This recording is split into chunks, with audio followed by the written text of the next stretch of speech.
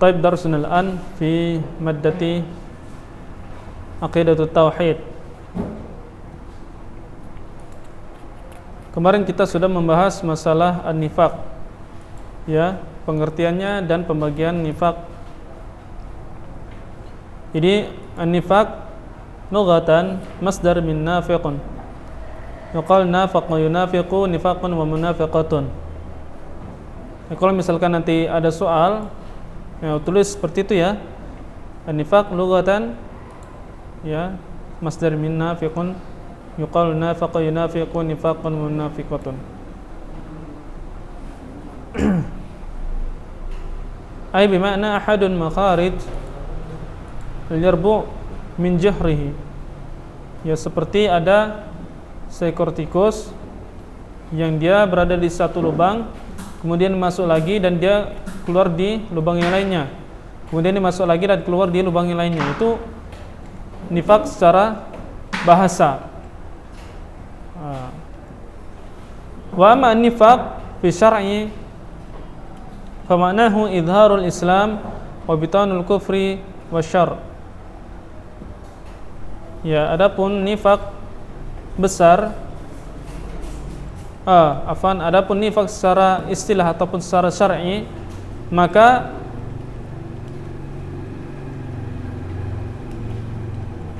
ini termasuk seseorang yang dalam dirinya itu ada kekufuran yang disembunyikan. Dia mengimani dan kemudian dia ada kekufuran dan keburukan yang disembunyikannya.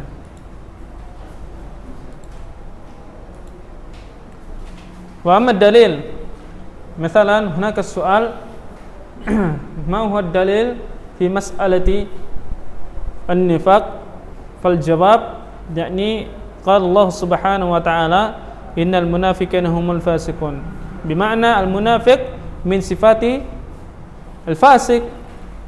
Ya, jadi orang munafik itu adalah orang yang fasik, berbuat dosa besar.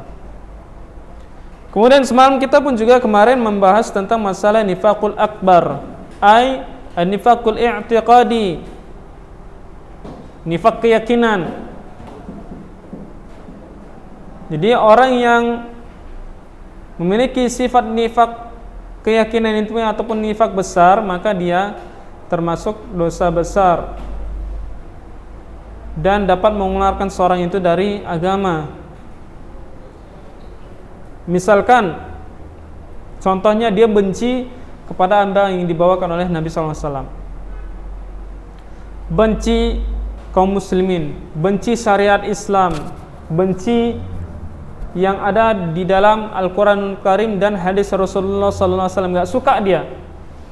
Ini sifat munafik besar. Jadi kita nggak boleh ya memiliki sifat ini. Diolok-olok, diejek-ejek Islam ini. Tapi kalau misalkan antum menemui ikhwan orang yang memiliki sifat seperti ini, jangan antum kafirkan langsung. Bisa jadi antum nanti dibunuh. Misalkan ada pemerintah katakan, udah apa ya salat di masjid, lagi pandemi kok, kan nggak wajib. Ini kafir nih pemerintah ini, kubunuh nih. Jangan gitu. Nanti malah antum yang ditangkap, nanti dipiralkan, ya kan? Nggak boleh. Masalah kafir itu hanya milik Allah Subhanahu wa ta'ala. Masalah hukuman serahkan kepada yang berwenang. Nah, seperti itu. Kadang kita ya ginilah, hidup di zaman fitnah ini ya seperti itu.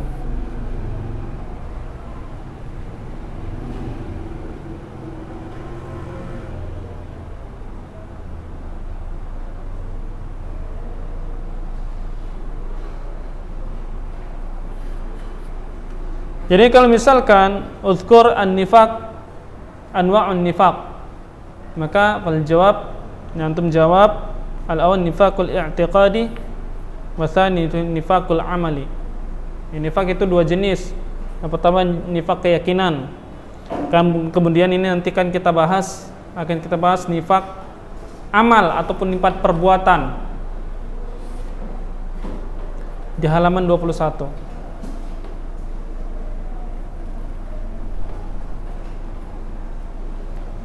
Baik ikhwati fiddin, a'azzanallahu wa iyyakum, kita membahas sekarang nifaq al-amali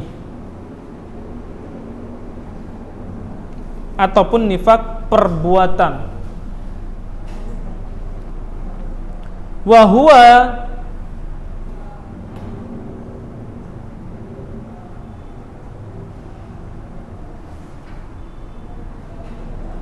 an-nifaqul amali wa huwa amila syai' min a'malil munafiq ay min a'malil munafiqin ma'a baqa'il iman fil qalbi wa hadha la yakhruju minal millah lakinnahu wasilatun ila dhalik wa sahibahu yakunu fihi iman wa nifaq wa idza kathura sara bi sababihi munafiqan khalisan wad dalil alaihi qauluhu sallallahu alaihi wasallam arba' man kunna fihi kana munafiqan khalisan wa man kana fihi khasalatun minhunna kana min khasalatun minan nifaq hatta yada'ha idza tumina khana wa idza haddatha kadzaba wa idza ahada ghadara wa idza khasama fajara. Jadi nifaq amali ataupun nifaq perbuatan itu adalah seseorang apabila melakukan sesuatu yang merupakan perbuatan orang-orang munafik. Dia perbuatan, dari perbuatan yang itulah tanda-tanda ataupun ciri-ciri orang munafik. Ma'abaqa'il iman, iman itu tetap ada dalam dirinya. Jadi dalam hatinya itu tetap ada iman. Kemudian jenis nifak jenis ini ya tidak tetap iman di dalam hatinya. Nifak jenis ini ya tidak mengeluarkan seseorang itu dari agama. Ya. Wa hadza la yakhruju minal millah. Dalam artian nifak ini enggak mengeluarkan seseorang itu dari agama. Akan tetapi wa hadza la yakhruju itu enggak mengeluarkan seseorang dari agama. Minal millah itu agama. Lakinnahu akan tetapi sebagai perantara, wasilah tentu wasail, wasilah perantara kepada yang demikian. Ila dzalik itu adalah kembali ke munafik, nifak.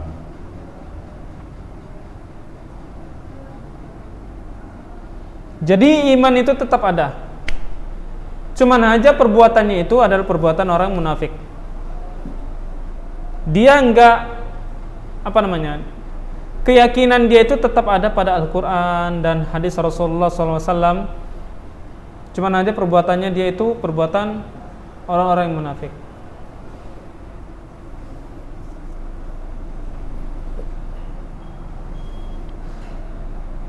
Wasahibuhu yakunu fihi iman wa nifaq.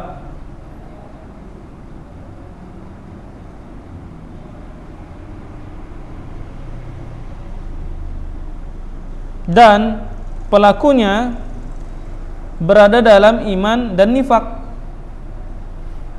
Dia beriman, dia termasuk orang-orang yang mengimani adanya Allah Subhanahu wa taala dan Rasulullah SAW, tapi ada ciri-ciri kemunafikan di dalamnya.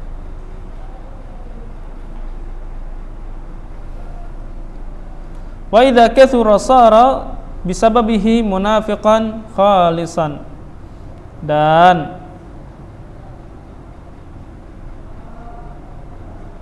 lalu jika berbuat nifak banyak, wa idza kasara, kalau dia berbuatnya banyak, keseringan, ya,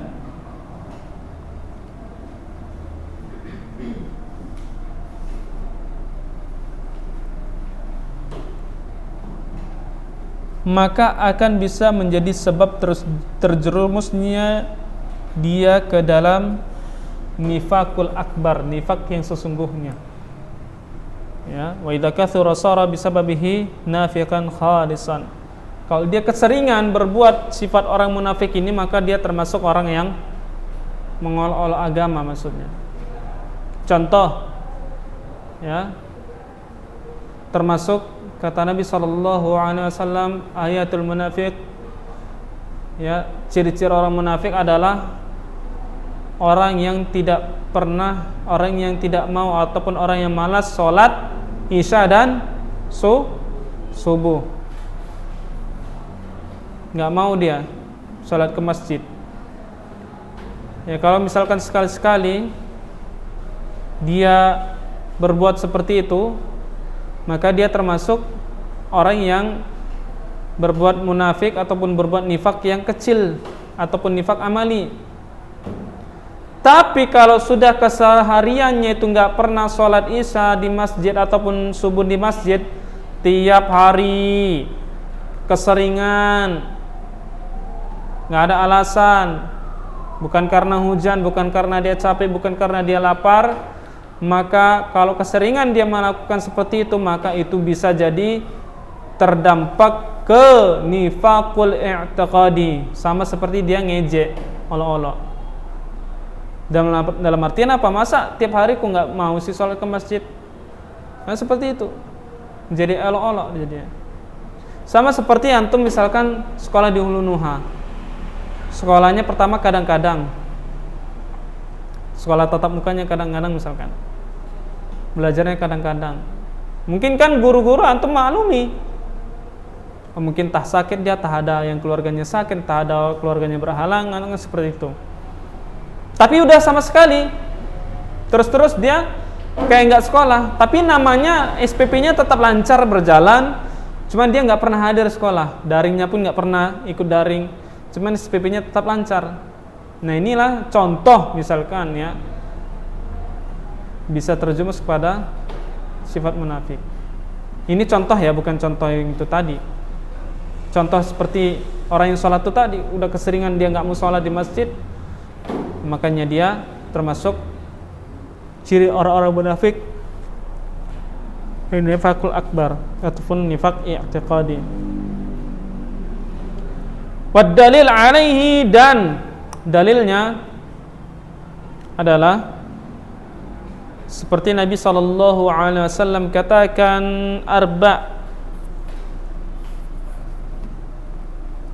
man kunna fihi kana munafiqan khalisan. Ada 4 hal yang ada jika berada pada diri seseorang, maka ia menjadi seorang munafik yang sesungguhnya. Wa man kana fihi khoslatun, dan jika seseorang memiliki kebiasaan, khoslatun itu kebiasaan, minhunna kanat fihi khoslatun minan nifaq hatta yadaha. Jika seseorang memiliki kebiasaan salah satunya daripadanya, maka berarti dia memiliki salah satu kebiasaan ciri orang munafik sampai ia meninggalkannya. Maksud Ustaz, wa man kana fihi khoslatun, jikalau seseorang memiliki kebiasaan salah satu daripadanya, minhunna kanat fihi khoslatun, maka berarti dia memiliki satu kebiasaan ciri nifak, ya, minan nifaq hatta yada'ha, sampai dia itu meninggalkannya. Itu ada 4. Salah satunya di antara 4 itu adalah wa idza tumina khana, apabila dia diberikan amanah dia berkhianat. Kalau dia dipercaya, diberi amanah, berkhianat. Jadi ikhwati fiddin, a'azzanallahu wa iyyakum, jangan sampai antum berkhianat kalau ada yang berjanji ataupun diberi kepercayaan. Apapun pekerjaan antum nantinya, kalau antum tamat sekolah, nggak salah tamat sekolah, antum itu sekolah di Hulu Nuha diberi amanah nggak sama orang tua antum? Diberi amanah. Amanahnya apa? Belajar kan? Kalau antum kerjanya sini main-main, ataupun antum di pondok main-main, malas-malasan, main-main sama kawannya, ya ini antum namanya enggak amanah orangnya. Berkhianat namanya ini antum, ya kan? Makanya dibuang. Makanya sesungguhnya ikhwati fiddin, ya, para siswa, beban ataupun tanggung jawab yang paling berat adalah diembannya antum itu amanah. Diberikan antum amanah itu berat sekali jangannya. Ya kalau antum mau sembarangan ya terserah antum, cuman dosanya besar jadinya.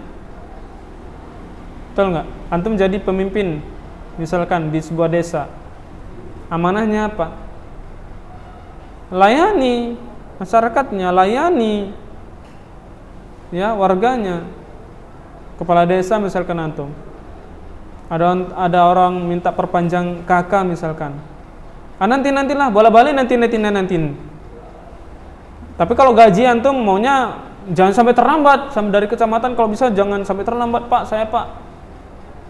Jadi nggak boleh ya, layani warga. Kalau ada memperpanjang KK, memperpanjang KTP, layani aja. Namanya itu amanah antum sebagai kepala desa, maka jalankan kerjaannya. Ini terkadang seperti itu ya kawan, bahaya ya.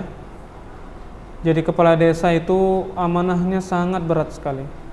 Belum jadi presidennya, belum jadi bupati ataupun wali kota ataupun gubernur. Jadi kepala desa aja dulu itu beban amanahnya itu berat sekali. Banyak subhatnya. Makanya kalau misalkan antum nanti menjadi kepala desa, kalau bisa yang amanah lah, betul-betul amanah. Kadang kepala desa ini ya kayak gitu, kalau nggak dikasih fulus dulu dia nggak mau ngerjai. Pak, tolonglah saya mau perpanjang KTP pak. Tahu apa jawab kepala desanya? Sebetulnya ini bisa pak, tapi saya lagi sibuk pak. Alasannya sibuk. Tolonglah pak. Diselipkan di sakunya limpul. Oh iya pak, insya Allah bisa pak. Nah, besok saya kerjai pak. Padahal katanya yang pertama, kayaknya saya sibuk pak, katanya gitu. Begitu dikasih 50.000, saya usahakan ya pak. Ini bahaya ya pak. Padahal kerjaan kepala desa itu kerjaan dia. Dia digaji itu untuk itu. Malah nggak dikerjainya, malah dia dikasih honor samping baru dia mau kerjainya. Ini nggak boleh, jangan seperti itu ikhwan. Antum kalau seperti itu tuh dosa besar namanya. Jadi polisi misalkan, antum diberi amanah jadi satlantas misalkan. Jadi kasat lantas, antum sering berada di luar, di jalan. Prit, antum stop. Nggak pakai helm pak. Iya pak, buru-buru misalkan. Oh kalau gitu pak, saya tilang ya pak ya. Minta tolong apa katanya. Saya kata pengendara. Udah pak nggak bisa pak, minta tolong kali pak. Udah nggak bisa pak, bapak ini saya tilang, langsung aja datang ke kantor pak. Tolonglah pak. Sep, dapat salaman 100.000. Oh ya pak, silakan jalan ya pak ya. Hati-hati ya pak ya, lain kali pakai helm ya pak ya. Karena dapat 100.000, ngomongnya baik-baik dah. Tapi kalau antum jujur, pak harus ke kantor pak. Tolonglah pak, 100.000 pak. Ini pak, tolonglah. Nggak bisa pak, ini bukan kewajiban saya pak. Mantap antum. Antum tolak mentah-mentah. Ya. Dikasih 200.000 ditambah lagi. Tolonglah pak, jangan seperti ini pak. Ditambah lagi 1 juta. Nah ini baru pak. Nah itu. Silahkan jalan pak. Hati-hati ya pak ya. Bahaya, lebih bahaya. Nah, makanya amanah ini berat kali ikhwan. Berat sekali. Ini misalkan di masjid borongan, antum jadi pemborong 60 juta. Tukang antum kasih gaji sekian. antum yang mengatur uang. Pemborong itu yang mengatur uang loh ikhwan. Masjid. Nggak taunya target 1 bulan 2 minggu nggak siap. Kenapa? Pemborongnya lari. Nggak tahu tak kemana. Dibawa lari. Ongkos tukangnya terbengkalai, ongkos kernetnya apa lagi? Bahan bangunan pun belum terbeli semua. Dosa besar. Cuman gara-gara duit. Misalkan borongan 100 juta. Makanya bahaya. Makanya ini amanah ini banyak orang yang terkena, terciduk. Belum lagi antum jadi menteri lagi. Wah, itu duitnya itu nggak terhitung ya kawan. Bahaya.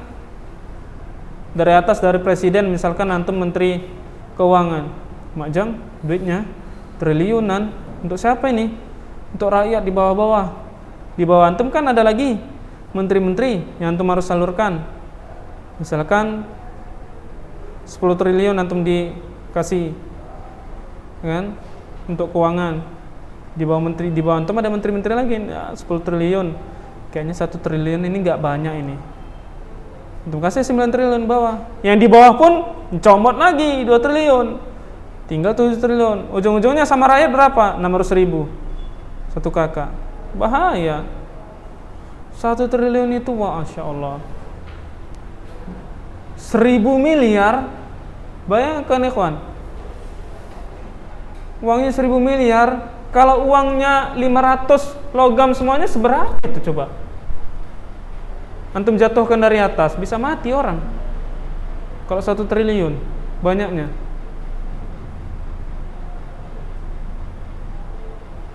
Kalau uangnya logam semua, mungkin 1 komplek Ulunuha ini nggak muat pun uangnya logam. Kalau uang 100.000 mungkin 5 koper lah paling lah. Ya kan? 5 koper. Maka yang pertama ikhwan, jangan berkhianat. Kalau antum dikasih amanah, jangan sekali-kali antum berkhianat. Dosa besar. Walaupun ini termasuk nifaq al-amali, nifaq kecil. Kemudian wa idza haddatsa kadzaba. Kalau dia ngomong bongak aja kerjaannya. Banyak cakap.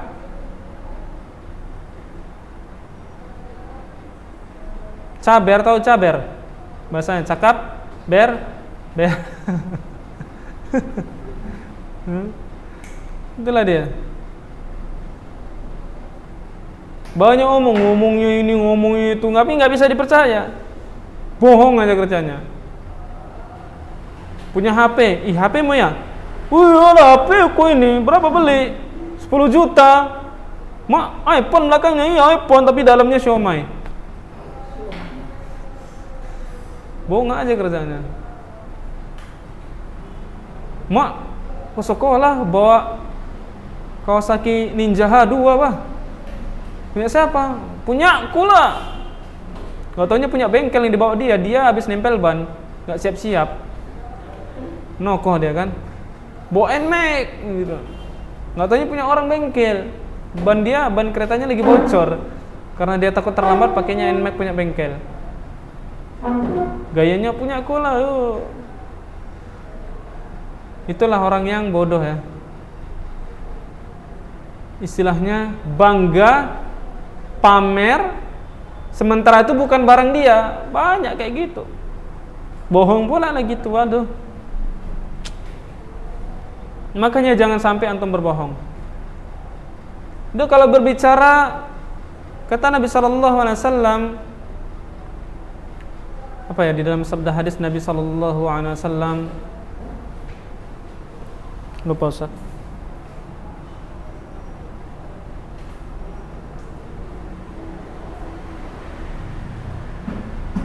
Man kana yu'minu billahi wal yawmil akhir falyakul khairan aw liyasmut. Barang siapa yang beriman kepada Allah Subhanahu wa taala dan hari akhir, hendaklah dia berbicara yang baik, yang jujur. Kalau nggak bisa udah diam aja. Ini termasuk Di dalam hal ini juga itu. Kalau orang nggak bisa berbicara bagus, kerjanya bohong aja, maka dia termasuk bukan orang yang beriman. Nggak kamil imannya, nggak lengkap imannya, nggak sempurna imannya. Makanya kalau kita mau ngomong, udah ngomong tuh yang bagus-bagus aja lah. Ini ngomong nggak bagus, berserak berantakan, mulutnya kesana kemari, giginya pun berserak. Ngomongnya ngomong kotor, ngomong jorok, ngomongnya bohong, waduh, udah semuanya itu jadinya. Nah, seperti itu. Maka diam. Kalau kita nggak bisa ngomong bagus, udah diam aja. Ditanya orang, ditawari orang, mukanya jelek, udah gitu aja. Ditanya ustadznya, dah. Nggak penting kali kalau nggak penting, dalam artian kalau nggak penting untuk berbicara, udah nggak usah, diam aja. Ini terkadang orang kayak gitu. Ya nggak perlu diomongi. Yang penting harus diomongi, malah dia diam. Ngomongnya cewek, kalau nggak cewek Mobile Legend, kalau nggak Mobile Legend PUBG, asik itu aja tiap hari yang dibahas, nggak ada faedahnya. Begitu nanya kawannya, PR-nya kayak mana? Udah nanti tuh. Belakangan PR tuh. Yang penting hari esok live ML harus live ini besok. Mobile Legend harus live. Itu yang paling penting. Ini visi dan misinya itu hanya untuk ML, jangan. Nggak ada manfaatnya. Ini daringnya belakang aja loh Ustaz. Kenapa? Untuk palaku Ustaz. Jadi itu dia, wa idza haddatsa kadzaba. Dia banyak ngomongnya tapi dia berbohong, berdusta. Wa idza ada ghadara, apabila dia diberi janji, kalau dia berjanji, dia ngingkari. Bro, nanti datang ya bro ke acaraku. Acara apa? Acara pesta. Sama siapa? Sama mantanmu. Pasti aku datang. Tapi dalam hati kecilnya, kampret nih orang nih. Kawan makan kawan ya, pagar makan tanaman bah. Kawan makan kawan. Pasti aku datang, ujungnya nggak datang karena sakit hati. Ya, padahal patah satu tumbuh 1000, patah tumbuh hilang berganti. Nggak ada gadis janda pun jadi kan? Letoy kali. Masih mantan ini nih kayak dia. Ya, jadi jangan sekali-kali kita suka janji. Ya. Iya nanti aku datang. Tenang aja kok. Datang aku. Gampang itu sama aku, kecil, geleng itu. Bahasa Medan ya. Oh geleng itu. Aman itu aman. Nanti kugaskan sekali kau baru tahu kau. Tahap apa maksudnya kan? Bahasa Medannya ada aja nih ya. Cak, apakan dulu tuh biar enggak ini kali. Kita tengok, apa maksudnya tuh? Cak, apakan dulu pintu tuh biar enggak apa kali. Langsung ditutupnya, langsung paham orang Medannya. Kok yang betul lah kok, cemana nya gue ini? Masa enggak betul? Kok kerjakan dulu tuh biar enggak ini kali. Ya langsung dikerjainya. Bro, nanti datang ya. Walimahan, insya Allah. Nah itu katakan, insya Allah kalau nggak berhalangan aku datang. Tapi terkadang orang yang memberikan janji ini kadang ini tadi orangnya pun nggak ada akhlaknya. Kenapa Ustaz bilang katakan seperti itu? Dia maunya orang ini berharap datang. Jangan. Kalau kita berjanji sama orang, bro datang nanti ya. Kalau nggak datang awas kau, besok aku bunuh. Ya, jangan kayak gitu. Maunya dia kaunya harus datang, ya nggak bisa. Ya, kalau nggak datang ya udahlah, berarti bukan belum rezeki berjumpa kan seperti itu. Kadang orang gitu nggak tahu diri. Orang yang mau minta janjian ini tadi pun nggak tahu diri. Makanya sama-sama ikhwan, sama-sama mengkondisikan, mensinkronkan antara orang yang minta janji sama orang yang berjanji. Ya kalau orang yang berhalangan ya udahlah, berarti belum rezeki. Dan begitu juga Kalaupun misalkan diundang, ya usahakan datang. Ini katanya pasti, katanya nggak datang. Apalagi orang yang misalkan ya kalimat insya Allah ini menganggap itu pasti, ini jangan. Insya Allah aku datang, tapi didengarnya insya Allah, berarti ini pasti datang. Jangan kayak gitu. Kata kalimat insya Allah ya bisa jadi datang, bisa jadi enggak, kan gitu. Apalagi ada orang nanti datang ya acara akikah anakku ya. Oh ya bang, insya Allah, tapi nggak janji ya. Ini nggak boleh, janganlah kayak bilang itu. Tapi nggak janji, nah. Berarti dia tuh nggak mau datang memang niatnya. Nah itu jangan. Insya Allah, katakanlah insya Allah. Kalau nggak berhalangan, saya datang pak. Nah gitu. Ini nggak, udah dibilang insya Allah, tapi nggak janji ya. Ya dia udah memutuskan nggak bisa datang, ya janganlah, usahakan datang. Dan lagi terlebih-lebihnya bagi kita yang walimah, mengadakan walimah apapun dia, mau pesta nikahan, sunatan ataupun akikahan, jangan diniatkan untuk bidang usaha, nggak boleh ya. Antum kan punya orang tua, misalkan antum nanti punya adik acara sunatan, yang antum kasih tahu, mak, niatkan walimah pesta ini untuk sedekah. Itu yang pertama. Jangan mau cari untungnya dulu. Ini enggak. Punya anak, punya mantu orang kaya kalau merat. Udah dia enggak ada modal, mantunya modali, maunya untung. Kalau bisa ini 1000 undangan ini harus satu orang 50.000 ini makan. Tulis bacanya, harus bawa 50.000 ya untuk sumbangan di undangan. Ah, bahaya. Niatnya mau pesta bukan untuk sedekah tapi mau untung-untungan. Enggak boleh ya. Makanya orang kalau kita mengadakan acara, niatnya yang pertama kali harus ikhlas untuk apa? Untuk sedekah. Untuk sedekah. Jangan sekali-kali antum maunya untung. Modal 1 juta, nanti kalau bisa yang nyumbang nyampe duitnya 5 juta. Jangan diniatkan seperti itu ya. Makanya kalau misalkan antum nanti itu niatnya seperti itu, nggak taunya nggak dapat karena hujan lah, apa musibah. Ya, sikit yang datang, modal udah habis 5 juta misalnya, malah buntung, jadi sakit hati antum, suuzon sama Allah Subhanahu wa taala. Ini enggak boleh. Nah, itulah dia ya. Makanya yang pertama sekali Ustaz katakan, jangan sekali-kali kita gampang mengucapkan janji sama orang. Ya, seperti itu. Kalau bahasa gaulnya jangan PHP lah. Ya, jangan PHP ini aku. Ya yang jangan PHP ya yang.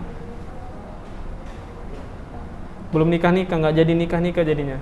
PHP-in terus. Asik comot anak gadis orangnya, comot sana, comot sini, nggak dinikah-nikahi. Baik, lanjut. Wa idza khasama fajara. Kalau dia bertikai, berperang, dia berbuat curang. Contoh misalkan adu pansu, yuk, misalkan nggak taruhan, adu pansu, tapi dia pegang meja terus. Kaunya, kok jangan megang meja. Itu nggak boleh.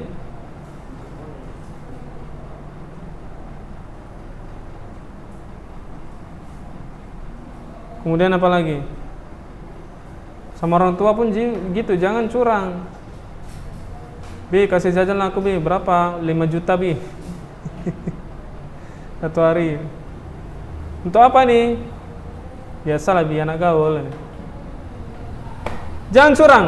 Apapun antum kalau misalkan main bola, main voli, jangan curang. Ya, antum tendang. Nendangnya bukan ke gawang. Asik nendang kepala orang aja dibuatnya bola itu tadi. Kalau bisa aku kenakan nih kepala orang nih. Aku nggak suka nendang bola ini ke gawang. Sukanya apa? Nendang kalau bisa kepalanya kena kepala orang. Biar puyeng semuanya, habis itu aku golkan ke gawang. Nah, ini curang namanya, nggak boleh. Nah, ya. Kalau bisa kenakan tangan lawan aja biar N terus, nah gitu. Ya, jangan curang. Kalau ada perlombaan pun jangan curang. Ya. Ini termasuk ciri-ciri orang yang munafik.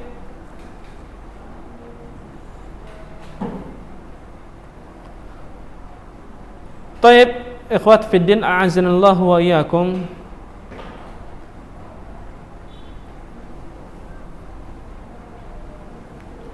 Faman ijtama'at fihi hadhil khisalil arba' faqad ijtama fihi syarr.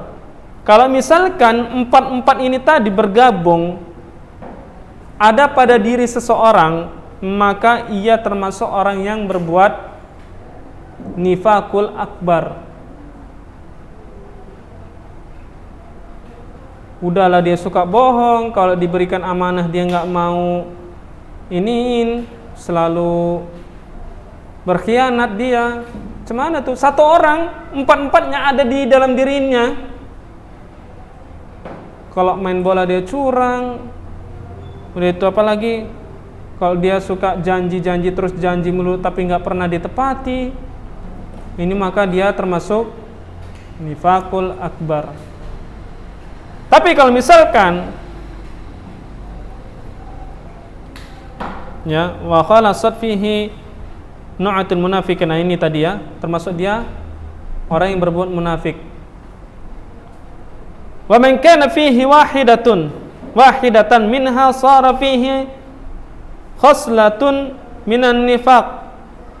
Dan apabila dia salah seorang memiliki sifat munafik itu satu aja di antara yang lain, maka dia tidak termasuk orang yang berbuat munafik besar.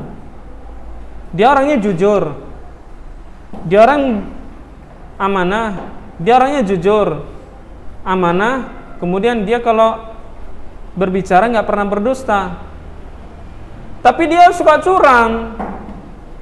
Nah itu dia, maka dia termasuk nifak kecil itu tadi, apun nifak amali. Atau dia orangnya nggak pernah curang, dia orangnya jujur, dia kalau janji ditepati, tapi kalau dikasih amanah berkhianat. Atau sebaliknya, dia orangnya amanah, nepati janji, nggak pernah curang, tapi bohong aja kerjaannya. Nah ini salah satunya. Kalau misalkan ada pada diri manusia cuman salah satunya aja, maka dia tidak termasuk berbuat nifak besar. Tapi kalau empat-empatnya, dia sudah termasuk dalam nifak besar. Wallahu a'lam. Kemudian ikhwati fiddin, a'azanallahu wa iyyakum,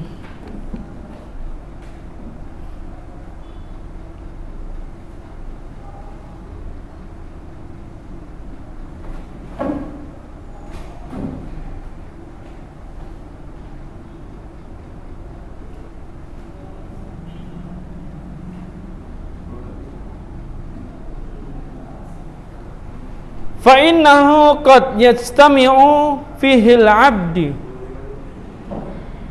khisalu khair wa khisalul syarr wa khisalul iman wa khisalu kufur wa nifaq. Maka ikhwati fiddin, terkadang pada diri seorang hamba berkumpul kebiasaan-kebiasaan baik, khisalul khair, kebiasaan-kebiasaan baik, wa khisalu asyar, dan juga terkadang orang memiliki kebiasaan-kebiasaan buruk, wa khisalu iman, dan terkadang orang memiliki kebiasaan-kebiasaan orang yang beriman, wa khisalu kufur, dan orang terkadang memiliki kebiasaan-kebiasaan yang kufur dan nifak. Jadi seperti itu. Dia terkadang orangnya memang benar-benar baik, tapi orangnya kadang nggak jujur. Nah seperti itu. Kadang orangnya jujur, orangnya baik, tapi sukanya buat jahat. Nah itu dia. Wa yastahiqqu min ats-tsawab wal 'iqab bihasabi ma qama bihi min maujibat dzalik. Dan karena itu ia mendapatkan pahala dan siksa, min ats-tsawab pahala, wal 'iqab siksa, bihasabin maqama bihi min maujibati dzalik, ya, mendapatkan pahala dan siksa sesuai dengan konsekuensinya, dengan dosa dan juga dengan amalnya, maksudnya dari apa yang mereka lakukan. ya min maujibati dalik, dengan apa-apa yang mereka lakukan. Fa innahu min sifat bukan itu ya. Wa minhu takasul anis shalah ma'al jamaah fil masjid. Ya, contohnya juga orang yang malas datang sholat ke masjid berjamaah, malas dia. Fa innahu min sifatil munafikin, maka itu salah satu dari sifat orang munafik.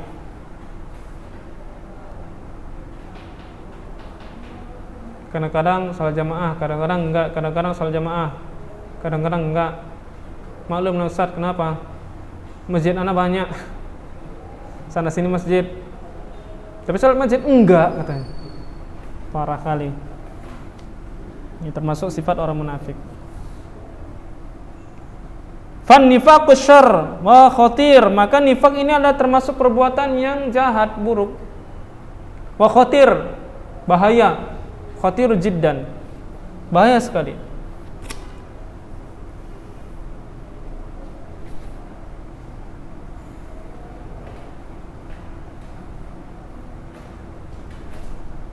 Maka as-sahabah yattakhufuna minal wuqu'i fihi, dan para sahabat itu sebetulnya takut kali kalau dalam dirinya itu ya terdapat kemunafikan. Qala Ibnu Abi Malikah, dan berkatalah Ibnu Abi Malikah, adrakat salathina min ashabi Rasulullah sallallahu alaihi wasallam kulluhum yakhafu an-nifaq ala nafsihi. Dia mengetahui para sahabat Nabi itu ada 30 sahabat Rasulullah sallallahu alaihi wasallam, rata-rata itu kebanyakan mereka itu para sahabat takut terhadap sifat kemunafikan kalau ada dalam dirinya. Ya bahaya, sahabat aja takut kali. Terkadang manusia sekarang nggak ada takut sifat munafik ini. Padahal yang betul-betul ada. Salat subuh jarang, buru-buru salat subuh. Mau sholat aja pun udah bersyukur. Kadang kayak gitu. Saat sholat subuh di masjid, buru-buru saat sholat di rumah aja pun kadang-kadang anak saat bangga pula itu kayak gitu tuh ya. Jangan bangga terhadap maksiat, ikhwan. Karena kayak gitu manusia memang bangga. Bangganya apa? Dinampak-nampakkannya maksiat itu tadi. Kau udah coba nggak? Apa? Itu aplikasi baru di HP. Aplikasi apa? Pokoknya mantap lah. Ya kasih tahu apa? VPN gitu. Bangga dia. Tapi kok jangan ngeres dulu, ini VPN ini untuk yang diblokir, yang bisa kubuka, bukan yang ngeres-ngeres. Jujur dia kan. Dating si kawan udah ngeres duluan. Nah, seperti itu.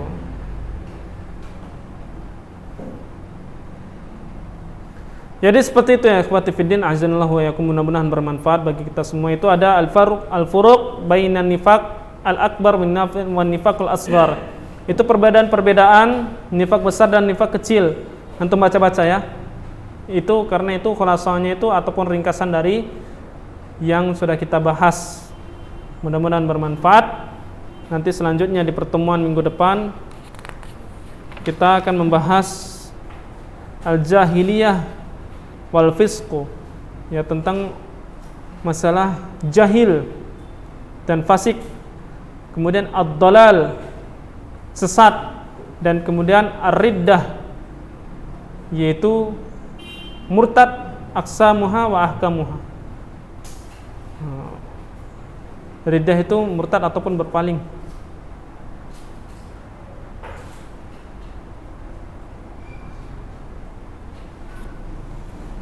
Baik, barakallahu fikum, mudah-mudahan bermanfaat.